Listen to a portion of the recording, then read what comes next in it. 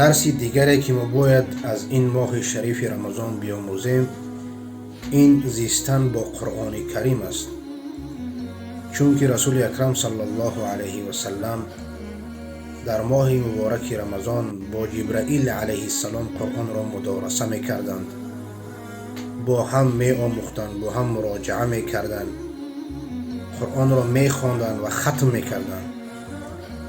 و در آخران سالی که رسول اکرم صلی الله علیه و سلم رحلت کردند قرآن را 2 بار ختم کردند. این ماه بهار قرآن است، ماهی است که در این قرآن کریم نازل گردیده است.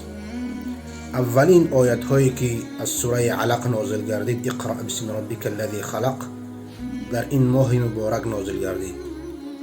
ابن عباس رضی الله تعالی عنه میگوید که قرآن کریم یک باره بر بیت العزت نازل گردید. بیت العزت این یک خانه است که در مقابل کعبه شریف در آسمان دنیا است. بعد از آن پارچه پارچه بر رسول اکرم صلی الله علیه و سلم طبق حادثه ها نازل گردید. و اینکه این ماه نزول قرآن است، باید که این ماه را با خواندن قرآن کریم معطر بگردانیم، چون که روزه و قرآن کریم بنده را شفاعت میکنند روز قیامت.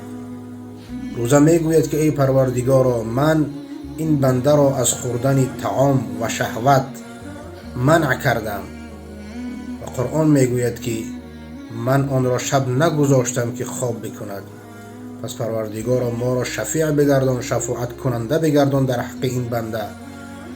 و بنده ای که در رمضان قرآن میخواند و روزه را میدارد، با شفاعت روزه و قرآن کریم از دوزخ نجات مییابد.